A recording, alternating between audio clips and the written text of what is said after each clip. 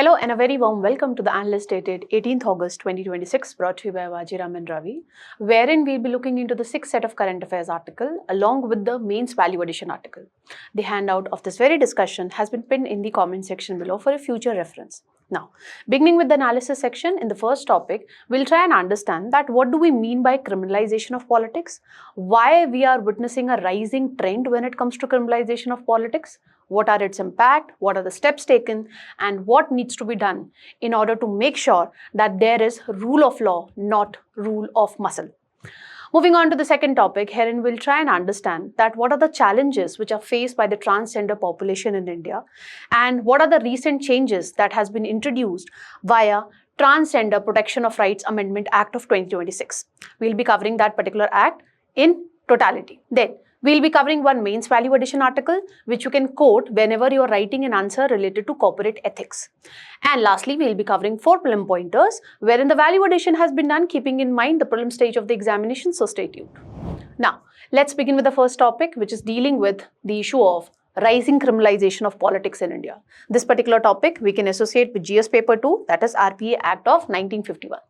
Now, what is the context? Why are we discussing about criminalization of politics today? The reason being, a matter went to the Supreme Court, and with respect to that particular issue, the Supreme Court has appointed senior advocate Vijay Hansaria to look into the number of criminal cases which are pending against the MPs and the MLAs. And you will be surprised to know that when it comes to India, more than 4,000 cases are pending against the sitting as well as former MPs and MLAs across India.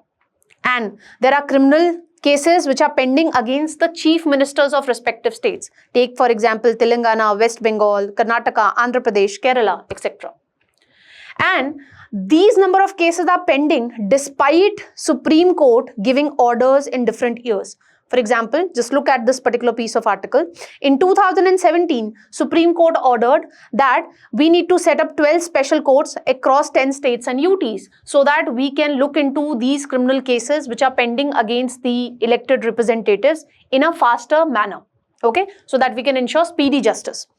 Then in December 2018, Supreme Court directed that one designated session court and one designated magistrate court need to be identified and it needs to be put in place so that it can ensure expeditious delivery of justice when it comes to these criminal cases which are pending against the MPs and the MLAs. And in 2023, Supreme Court directed the Chief Justice of all the High Courts that you have to personally monitor that what are the cases which are pending against the MPs and the MLA, and you have to ensure that these cases are disposed of in a timely manner. And you need to take suo motu action in this respect. You need to ensure adequate monitoring that why a criminal case which is pending against an MP, MLA, why it is taking so long to effectively dispose of that particular case. Despite all this, what we are seeing is still 4,000 cases, more than 4,000 cases are pending when it comes to the MPs and the MLAs. First and the foremost thing that you need to understand is, what do I mean by this particular term, criminalization of politics? It simply means that the people who have criminal records or on whose name some criminal case has been filed, but they get into the politics. Now, if people who have criminal records, don't you think so whatever policies and the decisions that they are going to make, that would be more guided by their own personal vested interests rather than being guided by the welfare of the public? And that's why the criminalization of politics is a major threat when it comes to the democratic credentials of India. Now, let's look into what this report, which was presented by the senior advocate Vijay Hansaria, clearly tells us. Now, according to this report, as you can see, the case status, over 700 cases have been pending for 5 to 10 years. Over 500 cases are pending for more than 3 to 5 years. And in 700 cases, investigation is yet pending. So we have not started the investigation also. And in over 350 cases, more than 3 years without a charge sheet being filed. So this is the process at which we are looking into the criminal cases which are filed against our elected representatives. If you talk about the chief ministers, I told you that 14 out of 28 states, there are criminal cases registered against the chief ministers when it comes to 14 states. You take, for example, Telangana, Karnataka, Kerala, West Bengal, etc. And then also they continue to enjoy such important constitutional post. Then if you look at the pendency of the cases state-wise, so highest pendency is at the state of UP, then Kerala, then Bihar. And what are the reasons for delay? That was pointed out by this particular report, is that when it comes to the courts that we designated that, okay, these are the courts which are supposed to look into the criminal cases which are pending against the MPs and the MLAs, they are overburdened with their regular judicial work. They also have to look into the other cases which are pending before the court. There are repeated adjournments. Okay, tariq pe tariq culture, that is what is adjournment culture. So that impedes effective disposal of such cases. Then non-appearance of the accused person. So the case is maybe against the CM. He say that I have some important meeting to attend, I cannot be present at the court. So because of non-appearance of the accused person, it becomes difficult for the court to effectively dispose of the case. Because when it comes to the Indian judicial system, we need to give the other person, the accused person, the right to present his case. That is the reason, again, we are not able to effectively dispose of these particular cases. Then there is delay in securing the witnesses. Witnesses might go hostile because of the immense power which is enjoyed by these elected representatives. And lastly, the report points out that even though Supreme Court has directed the Chief Justice of all the High Courts that you are supposed to personally monitor that why there is a delay in the effective adjudication of these particular cases, but then also what we are witnessing is that there is inadequate monitoring being done by the Chief Justice of all the respective High Courts. And that is the reason more than 4,000 cases are still pending against the MPs and the MLAs. And this is something which has been validated by the ADR National Election Watch Report of 2026 as well. What is ADR? Association for Democratic Reforms. If you have read the topic of pressure groups or civil society, you must have read about the ADR, which do a remarkable role when it comes to making the voters aware regarding the financial details, criminal details with respect to your elected representatives. And ADR played a very important role when it comes to doing away with the electoral bond scheme. So it presented the case before the Supreme Court, and ultimately, based on the arguments and the facts presented by the ADR, Supreme Court ultimately did away or nullified this electoral bond scheme. Okay, coming back to the topic. Now, what are the causes? Why do you think when it comes to the political parties, they prefer giving tickets to these candidates who already have criminal backgrounds? The reason is winnability factor. If you go by the ADR 2024 report, it clearly points out that those candidates which have criminal background, there are high chances that they will be winning the election. The winnability percentage is around 15%. But when you talk about the candidates who have a very clean track record, there are very less chance that they'll be winning the elections. And you all know that when it comes to the politics in India, it is all about how many seats, how many numbers you have. Does not matter that what is the background of the candidate whom we are issuing the or whom we are giving the party ticket. All that matters is the numbers. Then, given the high amount of money that the political party has to put in order to get higher number of seats, so there is increase in the money and the muscle power. And how do political party are able to get that much amount of money so that we can give bribes to all the voters and we can secure the requisite number of seats? That is the reason they give tickets, party tickets to these candidates who have criminal background, because they have the black money. And that black money could be used for financing the election campaigns, which are becoming more and more costly over a period of time. And since they have muscle power also, they already have criminal background, so they might be connected with some of the criminals. It is easier for such candidates to intimidate the rivals. They might intimidate the rivals that you take back your nomination papers, and they might be able to get the support of the voters, because voters also, when it comes to India, they are also of this particular view that if we elect such a candidate who is having some criminal background, that person would be acting as a Robin Hood for us. So he would be playing an incredible role when it comes to improving the governance deficit, because he has the requisite money power and the muscle power, and he will be able to raise our voices effectively when it comes to the Lok Sabha or the Rajya Sabha.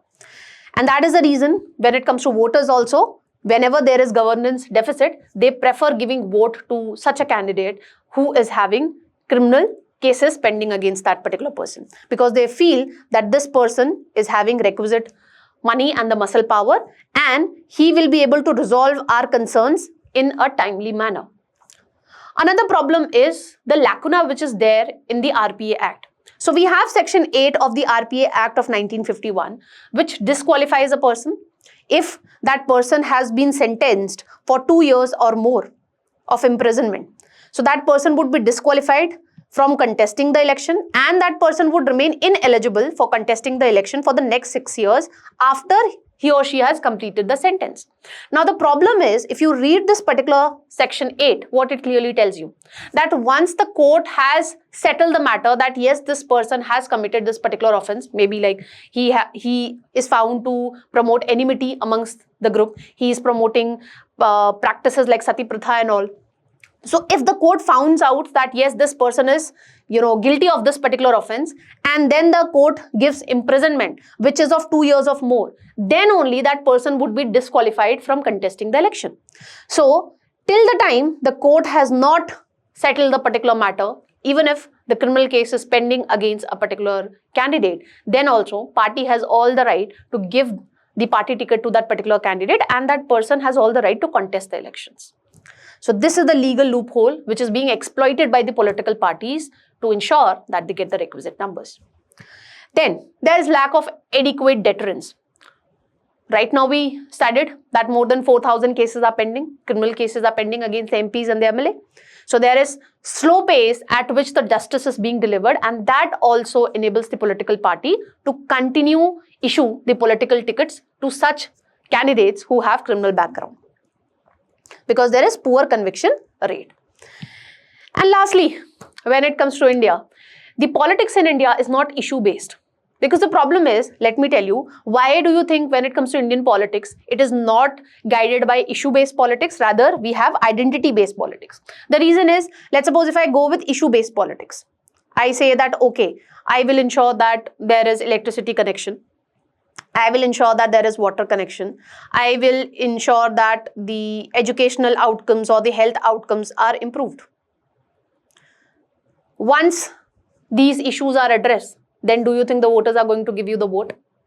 So to ensure that time and again they get into power, the political parties do not go for this issue-based politics, because once the issue is addressed, then the voter do not have any incentive to give vote to your particular political party.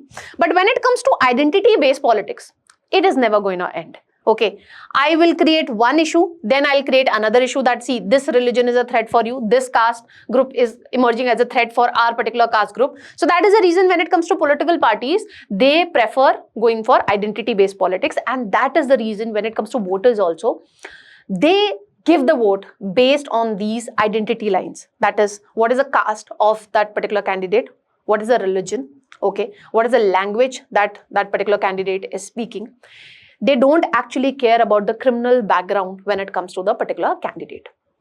So these are the major reasons why we are yet not in an effective position that we can address this particular problem of criminalization of politics. Let's try and understand that what are the impacts of rising criminalization of politics. First and foremost, there would be poor governance, because if people who have criminal background, once they get into the politics, they get the decision-making power. Do you think the policies or the decisions that they are going to make would be based on the ultimate welfare of the public, or will it be guided by the personal vested interest?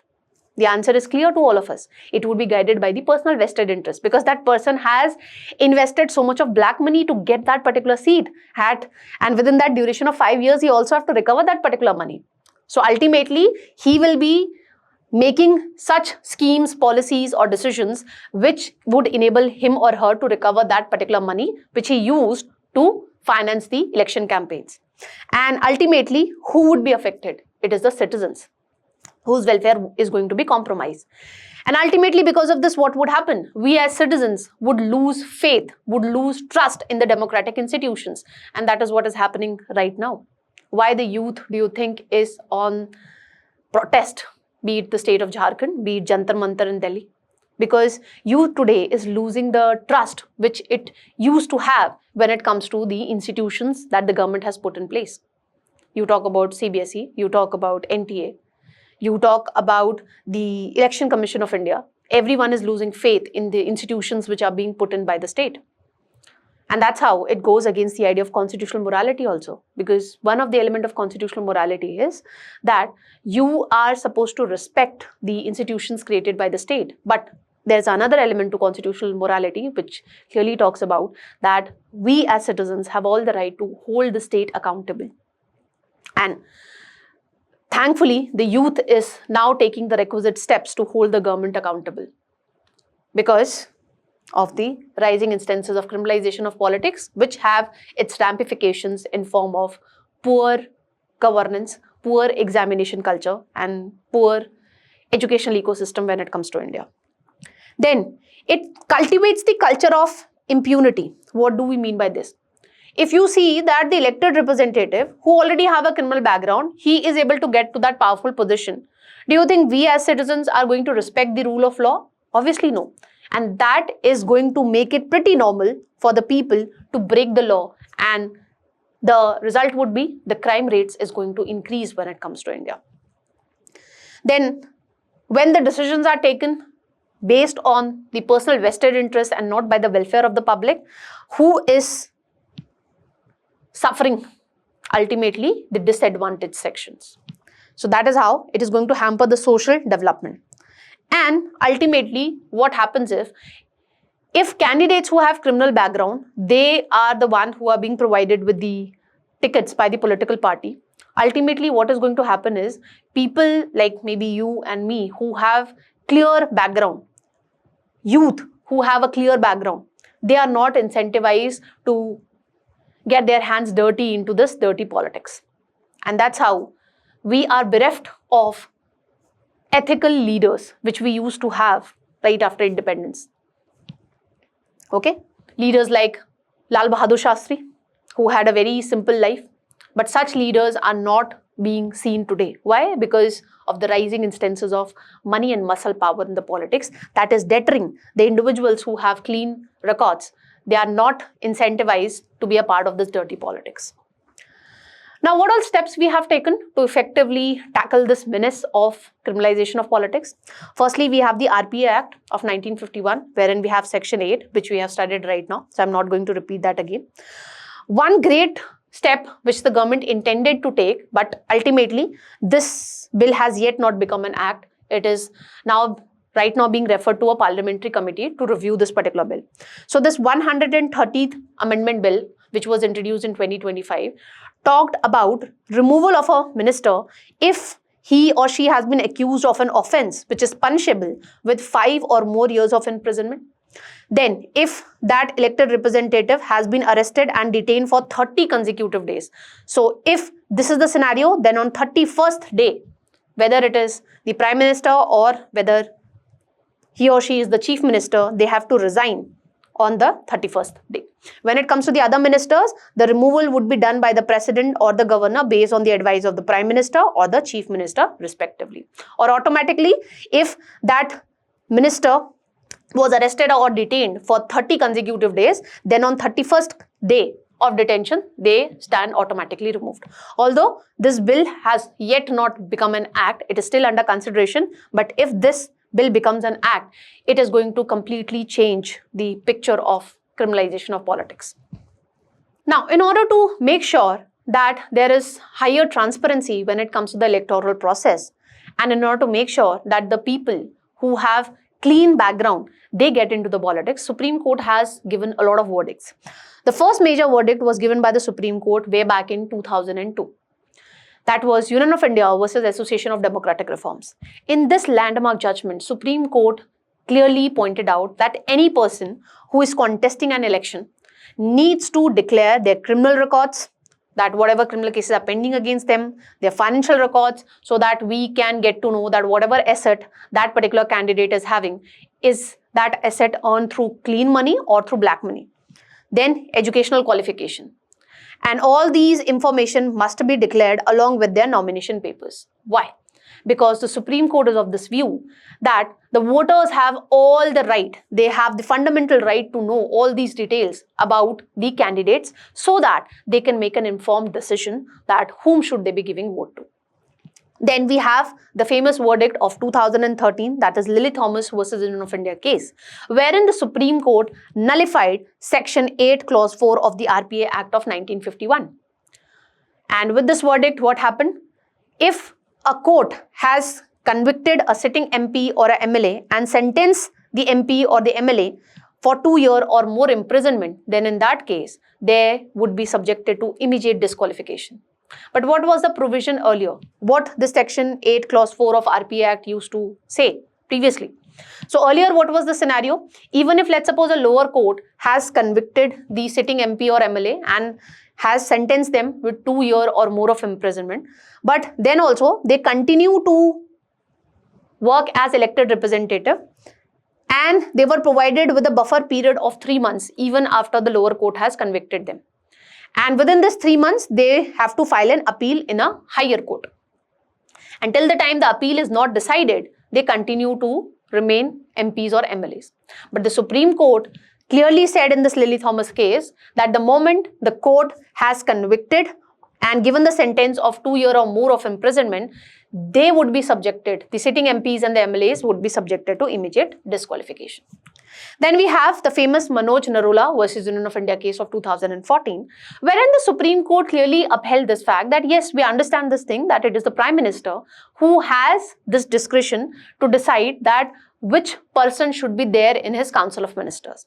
But while appointing the ministers, Prime Minister should also make sure that a person who is facing criminal charges, serious criminal charges, that person should not be appointed as a cabinet minister. This is the responsibility which the Prime Minister needs to uphold. Then, in Public Interest Foundation versus Union of India case of 2019, Supreme Court clearly pointed out that the political parties have to make sure that they are disclosing the information related to the criminal cases which are pending against their candidates. They need to disclose this information in their own websites. And they need to publish this information also in widely circulated newspapers as well as on the electronic media, so that this information is widely circulated and the voters can make an informed choice. Now, having understood the steps taken, what do you think are the major steps that we need to take in order to reverse this trend of rising criminalization of politics? First and foremost, we can explore the idea of state funding of election. Why are we talking about state funding of election? We discussed this thing that one of the major reasons why political party prefer to give ticket to such candidates who have criminal cases pending against them, the reason being they have black money and that could be used to finance the election campaigns.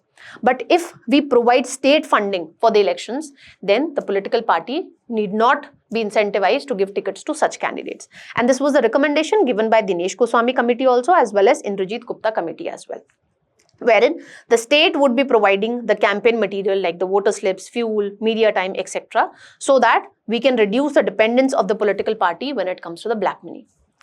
Then we need to ensure speedy justice. So for that, we need to effectively ensure that whatever directive that was given by the Supreme Court in 2017 and 2023, that needs to be upheld.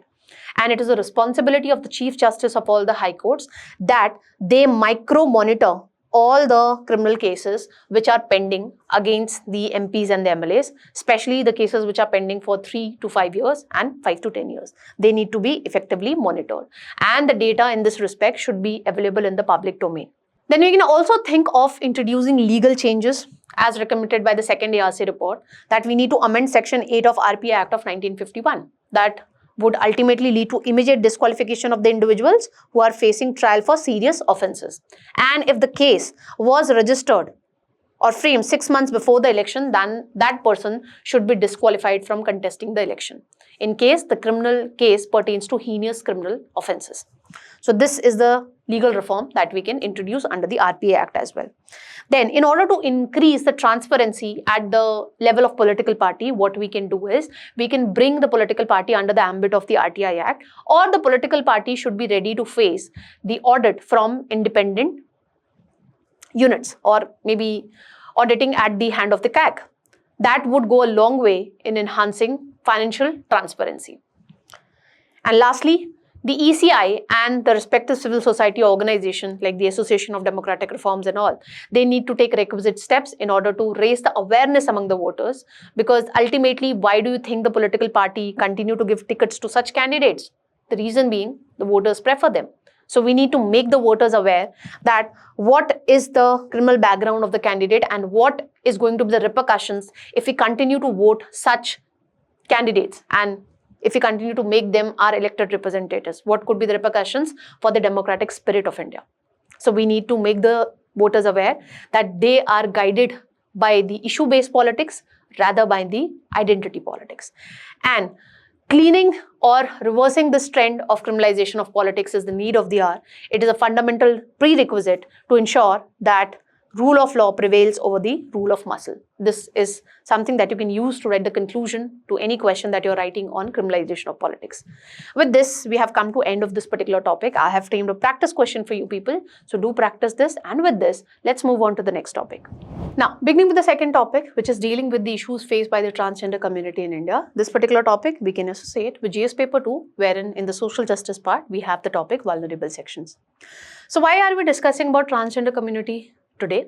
The reason being, when it comes to the Transgender Persons Protection of Rights Amendment Act 2026, it has taken away the right of self-identification.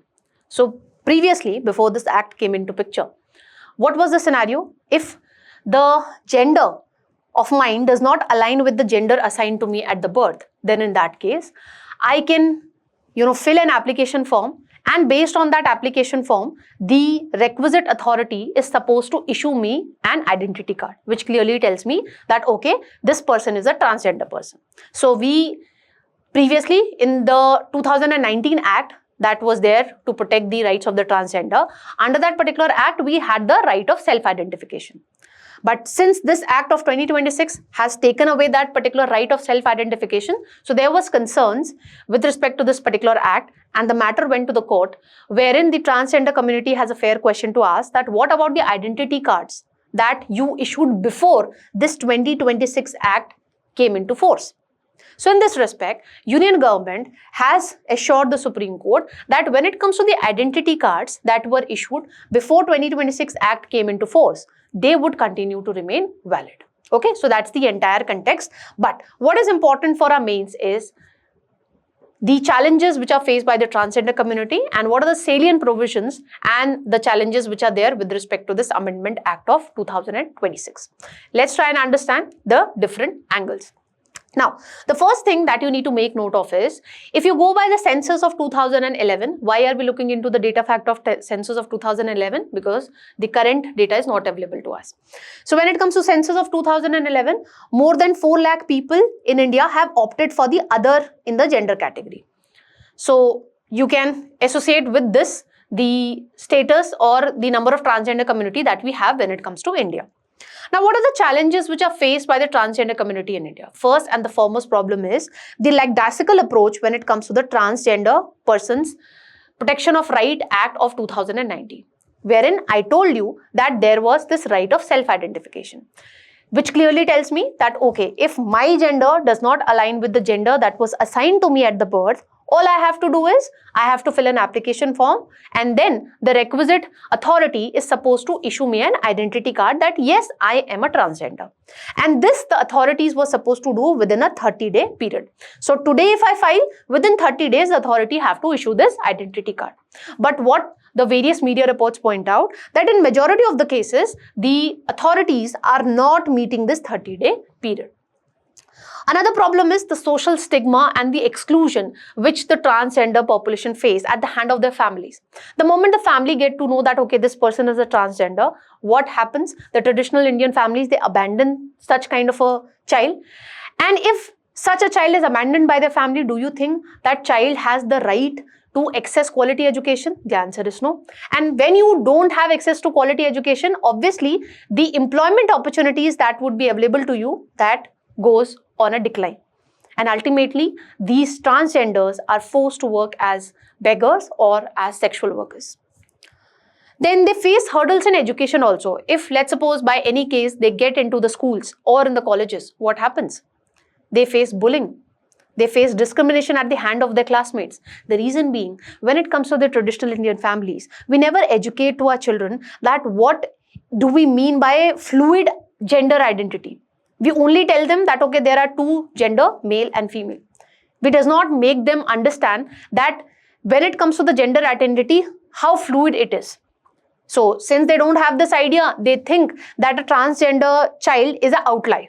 And that is why the transgender child is subjected to bullying or discrimination. And that is the reason you see that there is high dropout rates also when it comes to the transgender. And that is the reason if you look at the literacy rate when it comes to transgender, it is quite less if you compare it with the national average of literacy rate as pointed out by census of 2011. And another problem is we don't have inclusive policies at pan-India level. There are certain states which have taken great initiatives in this respect. You talk about Maharashtra, which has created a transgender cell in the colleges, which would be effectively looking into the problems faced by the transgender students, and which would also play a crucial role when it comes to making the other college-going students aware about the fluid gender identities. But such initiatives, great initiatives, are not seen at a pan-India level. So that's the problem. Then they face barriers to economic employment also. The reason is they don't have access to quality education. That is why the employment opportunity that is available in front of them, that also goes on a decline. Another problem is, let's suppose they got the education, they got into the employment, again they are subjected to bullying and discrimination. Why? Because we have not made people aware that what do we mean by the idea of fluid gender identity. And that is the reason you see that the unemployment rate is around 48% as highlighted by the ILO in 2022 report. And in this respect, World Bank in its report has pointed out that if we ensure inclusion of transgender community, then India can witness a GDP increase of roughly 1% to 2%. And another problem that they are facing is the financial exclusion.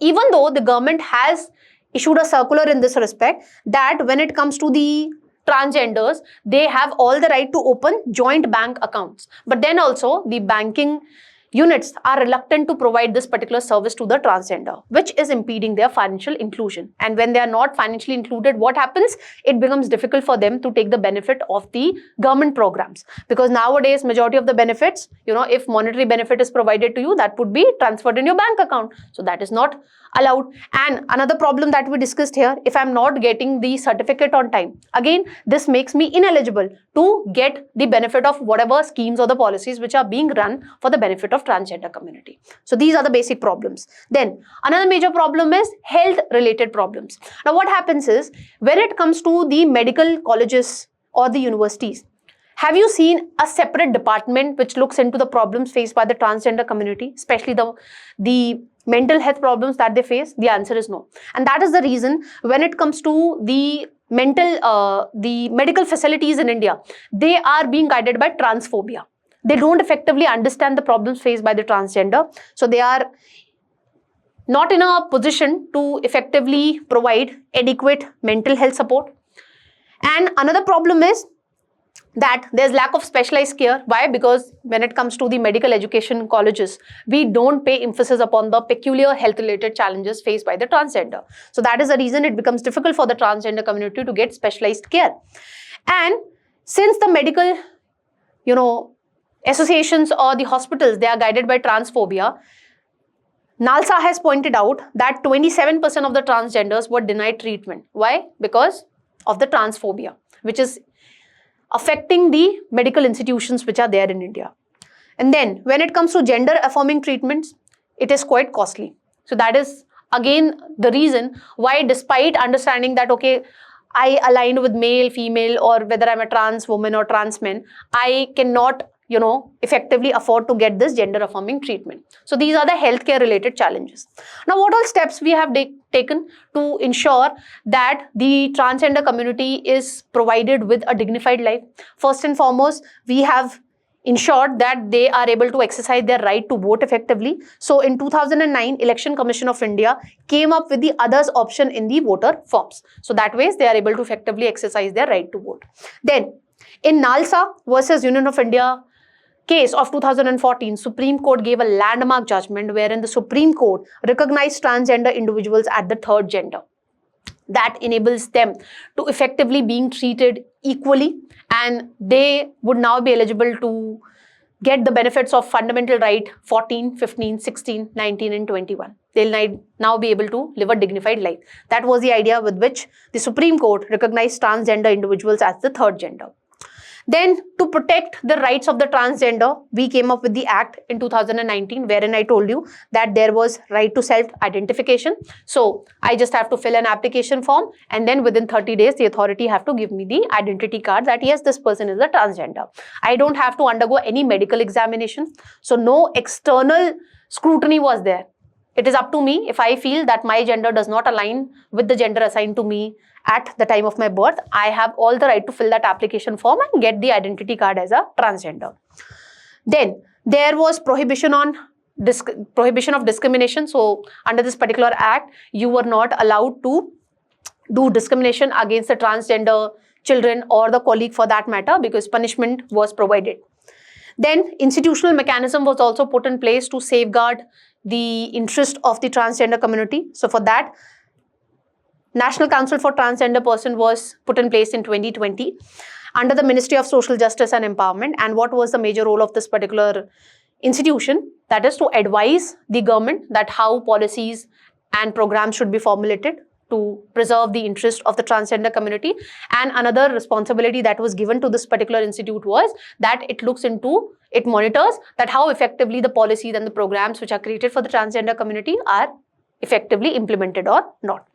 Then when you talk about the composition of this particular council, it has 5 representatives of transgender community. It has representation from NHRC, then National Commission of Women. Then it has representation from state government, UTs, as well as from NGOs, which were working for preserving the interest of the transgender community. And we also put in place offences for the penalty. So if you are forcing a transgender to do forced, beggar, forced labor, so then in that case, you would be punished with penalties. You might be subjected to imprisonment, which could go up to 2 years. Then we also came up with the SMILE scheme in 2022, which is a central sector scheme. That means the entire funding would be coming from the central government. No funding support would be provided by the state government. And it is being run under the Ministry of Social Justice and Empowerment. So when it comes to the SMILE scheme, it basically ensures that requisite skill training is provided to the transgender community and scholarship is provided if they are doing good in their education. And that is how we are going to ensure that they are effectively integrated into the mainstream society. And under this, we also ensured that healthcare facilities are provided to them adequately. So for that, we have provided them with the annual cover of 5 lakh per person per year under the Ayushman Bharat Transgender Plus scheme. So that would ensure that they have equitable access to healthcare facilities as well, so that they can easily undergo gender affirming treatments and all. Then we also have put in place transgender protection cell. So this needs to be put in place at every state, and it would be the responsibility of the district magistrate to effectively monitor the cases or the offences which are committed against the transgender persons, ensure their effective registration, investigation and prosecution of such offences. Then we also put in place national portal integration.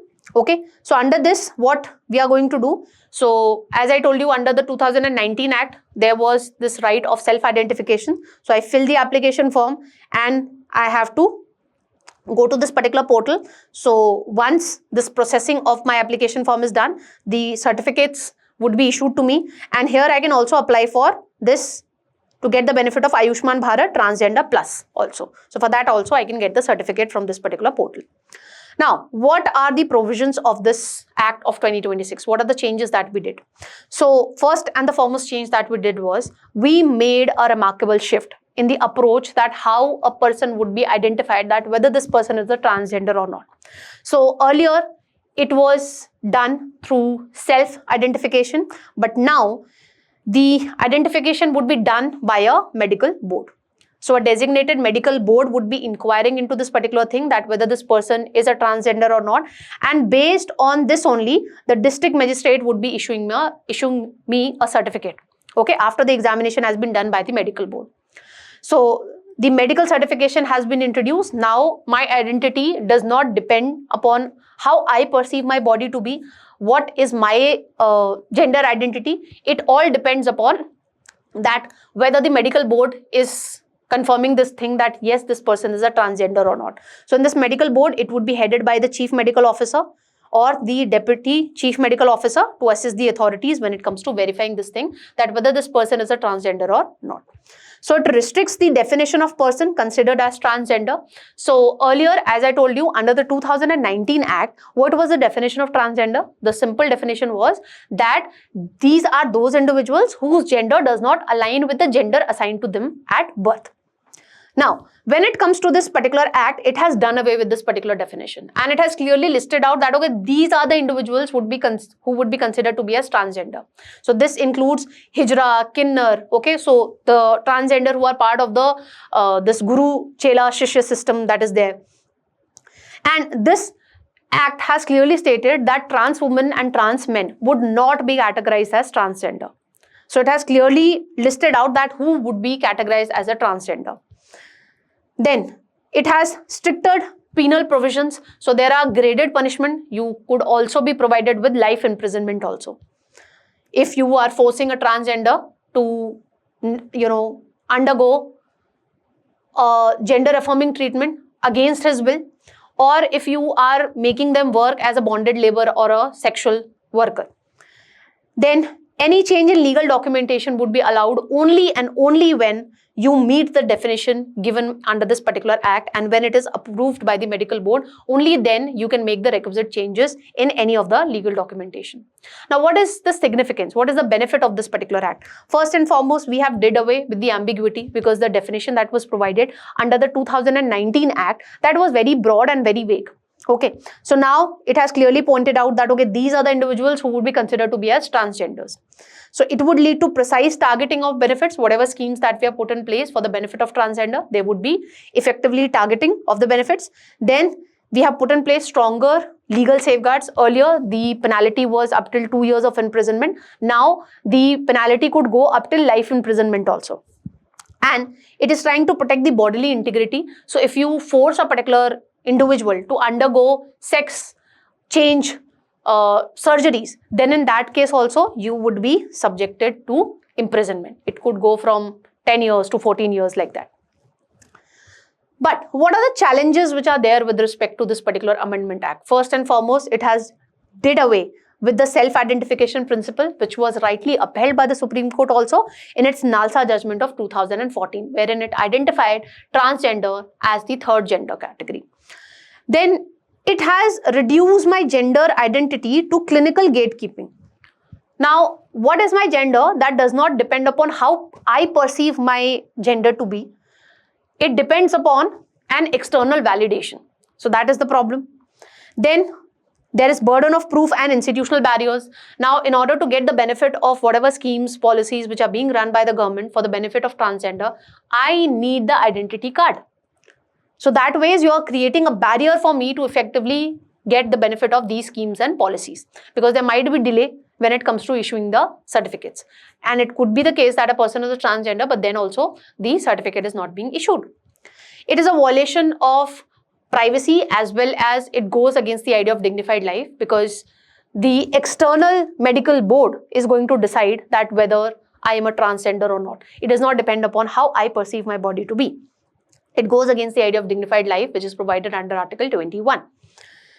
And it clearly negates the idea of gender fluidity. As I told you, it excludes the trans men and trans women, even for that matter that they have undergone sex or this gender affirming treatment. Then also they would not be getting the benefits of whatever schemes that are being run, because they would not be categorized as transgender according to this particular Act of 2026. So it clearly, rigids the gender identity, and it does not go with the idea of fluid gender identity. So that's the problem. And lastly, the transgender community has raised this concern that you brought this particular act, and which talks about protection of rights of transgender, and you didn't had a word with the transgender community.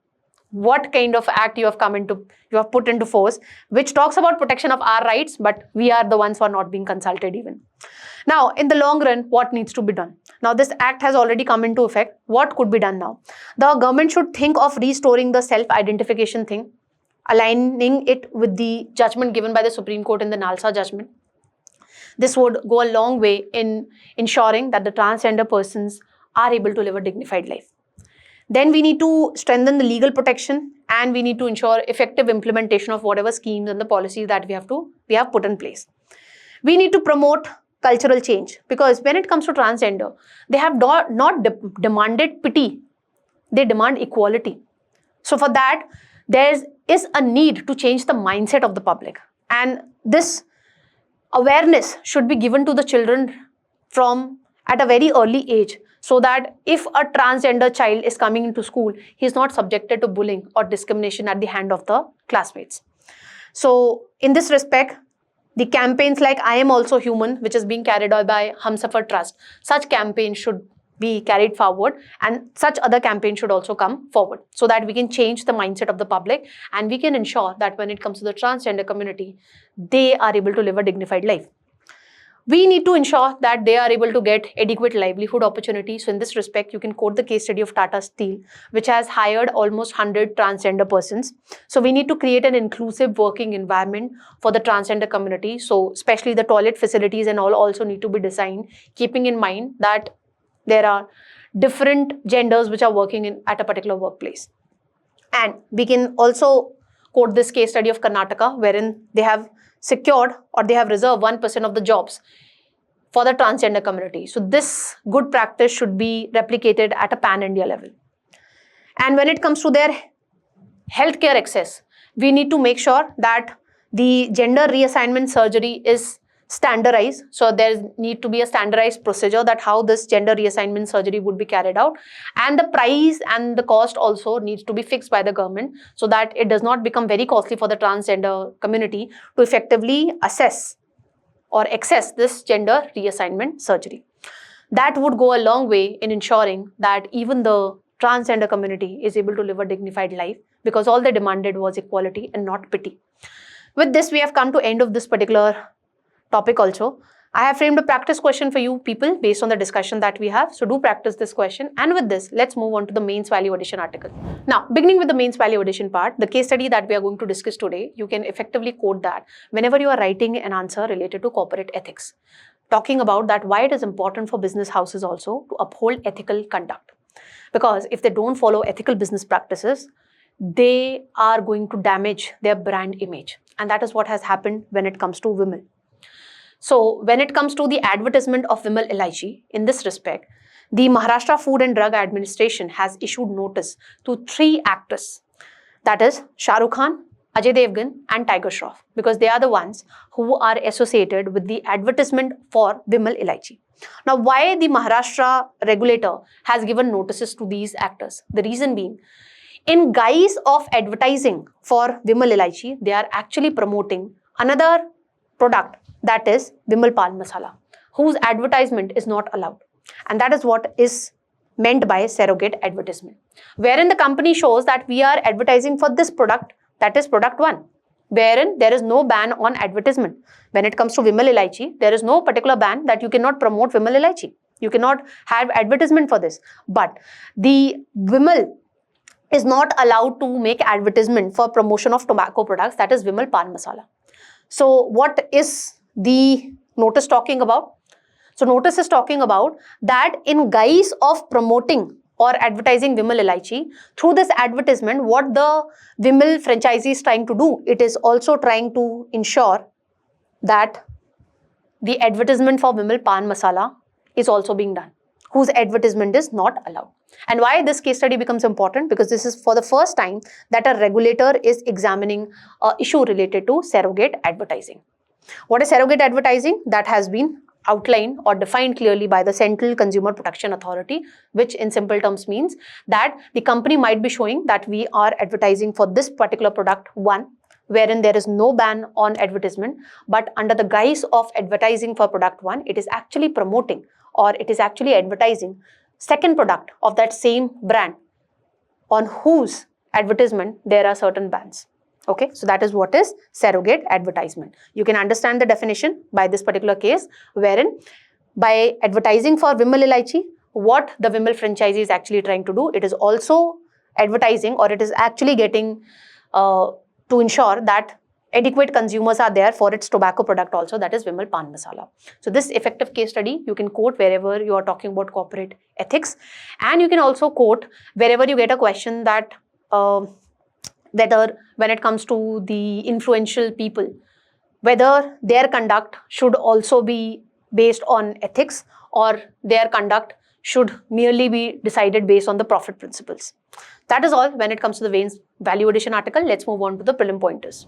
Now, beginning with the first article, which is dealing with NASA's moon-based program. And when it comes to this particular program, NASA has invited ISRO. Why do you think NASA has invited ISRO? Let's try and understand. This is something that you can associate with the science section. Now, what is this NASA moon-based program all about? The ultimate idea is that we would be establishing permanent human outposts near the moon's south pole. So to realize this ultimate goal, this program has been divided in 3 phases.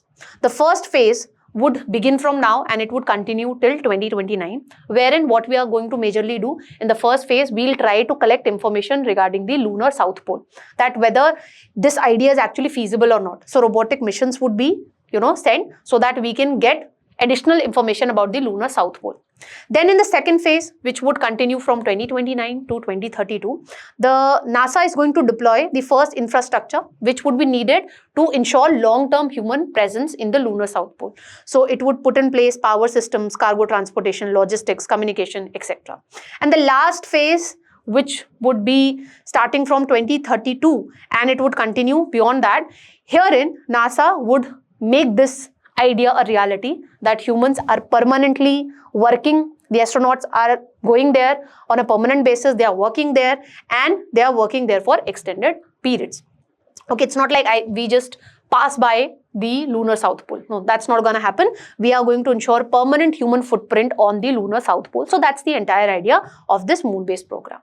Now, why do you think NASA has invited ISRO? The reason being, Trump administration has significantly slashed or reduced the budget of NASA. That is why it is very difficult for NASA to realize this great idea all alone. That is why it has invited various space organizations of different countries, and the countries which have been signatories to the Artemis Accord, they have shown interest in this idea of moon-based program.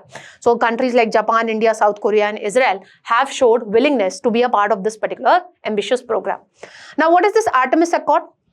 It was established in 2020 by NASA, and it basically put in place a set of principles and good practice which a nation needs to follow when they are planning to explore the outer space. For example, effective management of the space debris. So if we are planning to explore the outer space, it should not be like our satellite is adding to space debris. Now that would not be a good practice. So it is, simply a set of practice or principles which a nation needs to follow whenever it is doing the exploration of the outer space. Now, what are the concerns that is being raised by different critiques when it comes to this Artemis Accord? One problem is that it is a US-led camp. So critiques are of this view that Artemis Accord is being used by the US to write its own rule for space exploration and how the nations are supposed to use extraterrestrial resources. And why this concern is being raised? Because the two major superpowers, that is China and Russia, they are not part of this particular accord. That is the reason this concern is being raised. Now, why do you think India is likely to join this particular program? The reason being, we also have ambitious programs. We have also put in place this idea that we will be putting in place our own Bharat Antariksh station by 2035. So how to put in place a permanent space station? For that, we need technology. So that is the reason ISRO is likely to join this particular program, because we will be able to learn a lot from this NASA moon-based program. Okay, so we'll be able to get valuable experience that how a human body reacts or how it performs under these space conditions where the gravity is almost negligible. And we are also planning to, go for this human space flight mission. So we will be able to learn a lot of valuable lessons that how we can ensure the presence of humans in the other celestial bodies. So this program is going to help us a lot. Okay, and if NASA also, tries to carry out the exploration for the lunar south pole, and if we try to do it all alone, it is going to be very time consuming and it requires obviously huge amount of money, which a country like India currently cannot afford, because we have other socio-economic challenges also that we need to look into. So if we collaborate with NASA, we are going to learn a lot of valuable lessons. But there are certain things which ISRO need to keep in mind. Firstly, we should not become dependent upon NASA for technology. We should be collaborating on an almost equal footing. It should not be like we become completely dependent on NASA. And while we are collaborating with NASA in this respect, the ISRO should not lose sight of our own objectives and targets that we have put in front of us. Like for example, Gaganyaan mission that we have planned, the Bharat Antariksh Station that we have planned that we'll be putting in place by 2035. These objectives also ISRO need to keep into mind. Let me make this thing very clear. ISRO has currently not confirmed this thing that whether it is going to be a part of this particular program or not, but it is very likely that ISRO would be a part of this particular program. That's all that we need to know with respect to this particular topic. Let's move on to the next one. Now, you will be astonished to know that from March to July, government has sent one blocking order to different social media platforms every minute. And majority of this blocking orders have been issued to Instagram, as you can see here. And this is the data point which relates to the blocking order that has been issued by the government from March to July 2026. And majority of the orders were with respect to removing the content which dealt with the student protest against the exam leaks that were being carried out at the Jantar Mantar in Delhi, as well as the recent protest being carried out by the students in the state of Jharkhand. Now, this particular topic you can associate with the polity section of your current syllabus. Now, you need to understand that which are the different sections of the IT Act under which the government has the right to issue the blocking orders. Now, when I talk about section 69A of the IT Act, under this the union government can issue the order for blocking a particular content, but it should be based on the ground that that particular content is a threat to India's national security, sovereignty and public order.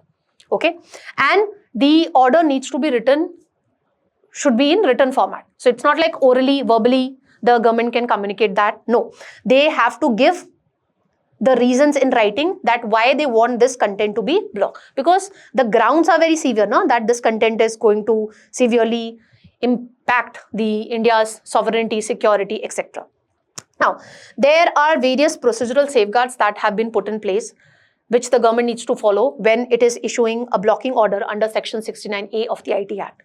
In normal circumstances, it is governed by Rule 8 of this IT rules of 2019, wherein the digital media intermediary would be provided with a prior notice and would be also provided with an opportunity of hearing that you can tell us that why your content should not be blocked. But if there is a emergency kind of situation, if the government is of this view that this content could lead to or it can jeopardize the public order or the national security of India, so in such kind of situation, it can block the content without a pre-decisional hearing. That means it is not going to give opportunity to the digital media intermediary that you present your case. No. If there are emergency situations, then the government can outrightly ban or it can issue the orders that you remove this content right now. But normally it is supposed to follow whatever procedure is mentioned under Rule 8. And that is the reason Supreme Court in Shreya single case of 2015, Supreme Court upheld the constitutional validity of this particular section. Why? Because under this, the government has to give the orders in written format. It's not like verbally they can communicate this. So since the reasons need to be recorded in writing and there's a provision for review by a committee. So enough procedural safeguards are there when it comes to the orders which are being issued under section 69A of IT Act. That is the reason the Supreme Court upheld the constitutional validity of this particular section. Now, the major section that is being dealt with in current piece of article is section 79 of IT Act. So under section 79 of IT Act, the digital media intermediary are provided with a safe harbor. What is a safe harbor? If let's suppose I posted some content which is controversial, then it is not the digital media intermediary. Let's suppose I posted the content on Instagram. So it's not that the Instagram would be held liable for whatever content I have posted on Instagram. Why? Because it was posted by me and not by the Instagram. But the Instagram would continue to enjoy the safe harbor protection until and unless it follows the order given by the government when it comes to removing a particular content from their particular platform. If they don't remove that particular controversial content, then the Instagram would also be liable to criminal proceedings before the court of law. Okay, so that is the idea of safe harbor principle. But now the problem is the government has made amendments to the IT rules of 2021. And the problem is they have reduced the time frame within which the digital media platform or the digital intermediary has to remove that content. Earlier, the time period was 24 hours to 36 hours, but now this time frame has been reduced to 2 to 3 hours. You're imagining within 2 to 3 hours, if the government has issued an order that you need to remove this content, you have less time to review that whether we should be actually removing this particular content or not. And that is what is happening with Meta. So whatever order they are getting from the government from the Sahyog portal, they are outrightly removing that particular content. They are not reviewing that. They are not contesting the direction given by the government in this respect. So that can go a long way in curbing the dissent, especially the political dissent, because social media platforms, these digital media intermediary provide an effective platform for political dissent. But if the content is being removed in such short span of time, imagine the repercussions that it is going to have on the dissent and obviously the democratic credentials of India. Now, what is the Sahyog portal through which these orders for removing the content is being issued by the government? So it was created way back in 2024 and it operates under Home Ministry, and it has been provided with the statutory backing under Section 79, Clause 3, Subclause B of the IT Act of 2000. And why this portal was created? Because it enables the government agencies, state and the UT nodal officers to effectively collaborate with each other via a single platform.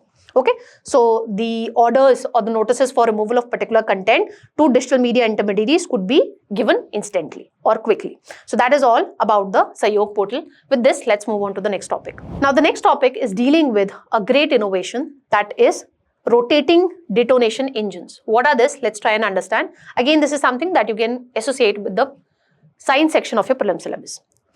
Now, the context is that one of the defense startups, that is Propulse, has successfully demonstrated a rotating detonation engine at the DRDO facility in Hyderabad. Now, what is the benefit of a rotating detonation engine? It is going to ensure that the fuel is used more efficiently. So it is going to reduce the requirement of the fuel to some extent as compared to the conventional combustors. Now, when it comes to the detonation engine, what is the principle that they work on? And what is this deflagration, which is the principle on which the normal convention engines work? So when you talk about the conventional combustors, they work on this principle of deflagration. So in regular engine, what happens? The combustion chamber holds the fuel and the air mixture, and the flame is introduced in the chamber like a spark plug. It travels through the mixture, but at a speed which is less than the speed of sound. And that's where the detonation principle is different. In detonation, this flame would be traveling through the mixture of fuel and air at a speed which would be higher than that of speed of sound. So it is going to impose a shock wave on the mixture and heat it up, triggering rapid combustion behind it. Now, when it comes to detonation engine, how it is able to produce combustion products at higher pressure?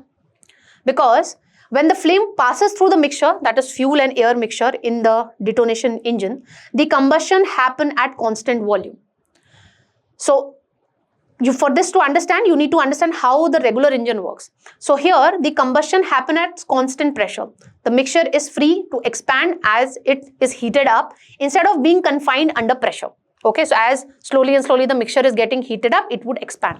But in detonation engine, we are not allowing this much of time that the mixture can heat up and it can expand. So in the detonation engine, what is going to happen? It is going to compress the unburned mixture with a shock wave immediately before the combustion, and the mixture does not have enough time to expand under these forces. So that is the reason that the more of the fuel's chemical energy is converted into the pressure rather than emerging or generating heat energy. Heat energy would be generated when we allow the mixture to heat and expand. But here we are basically working upon the pressure. Now, there are two kinds of detonation engine. The simple one is pulsed detonation engine. So herein we have a long tube as the combustion chamber and we allow the detonation to pass through the whole mixture of fuel and air. And what would happen when the detonation would pass through this whole mixture of fuel and air? The gases would expand towards the open end of the tube and they would exit at a high speed. Remember Newton's law that when the gases would be coming at a higher speed, from here it would generate upward thrust. Now, what is this rotating detonation engine? So here we would not be having a single tube. Rather, we would be having two concentric circles. Cylinders would be there, and there is going to be a narrow ring-shaped gap, which is to be called as analyst. So here timing is very important. So let's suppose these are two cylinders, and there is a ring-shaped gap here. This is being called as analyst.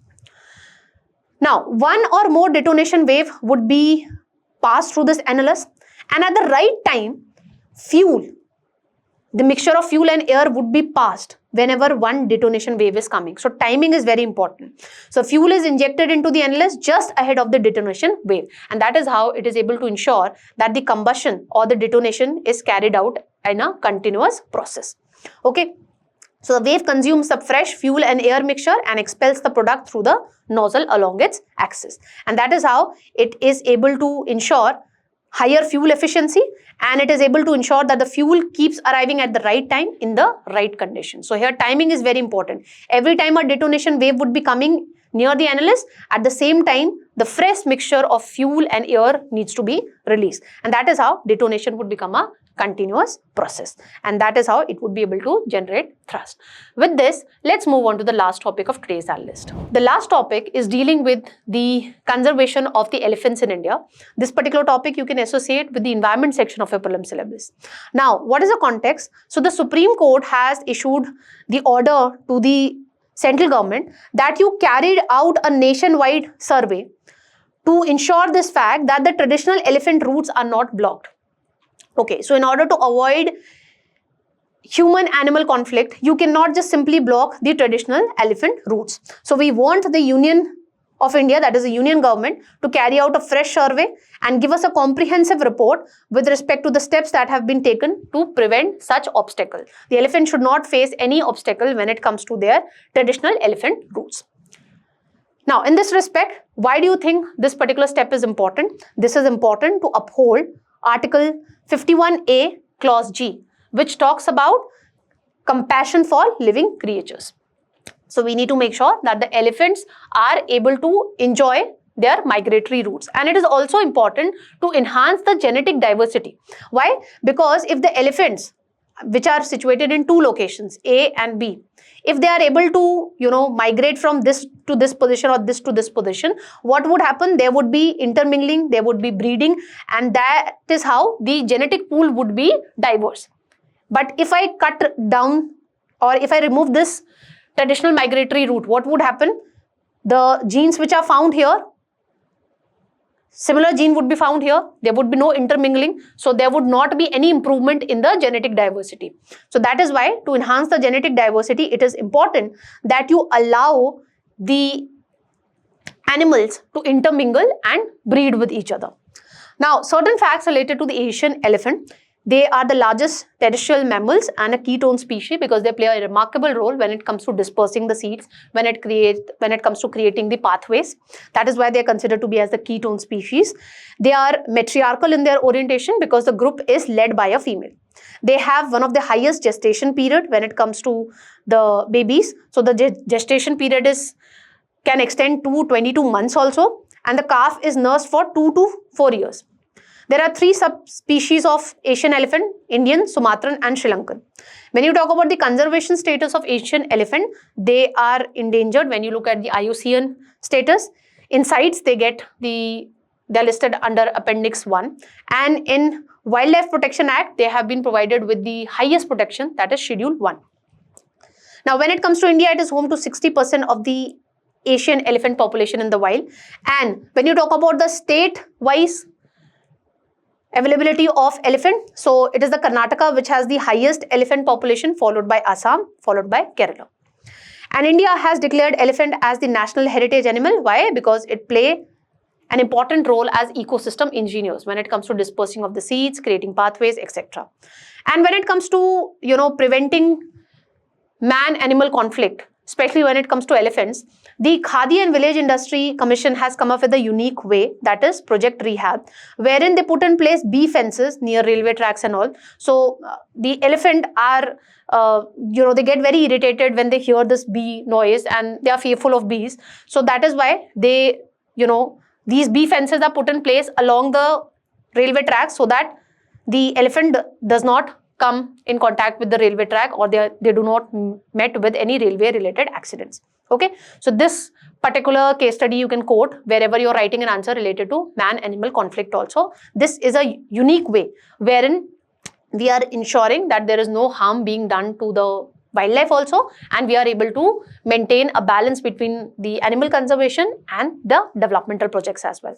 That's all that we have to cover in today's analyst. Quiz would be coming right up next, so don't forget to practice the quiz and please check your knowledge. Till then, keep smiling, keep learning. Have a great day, all of you.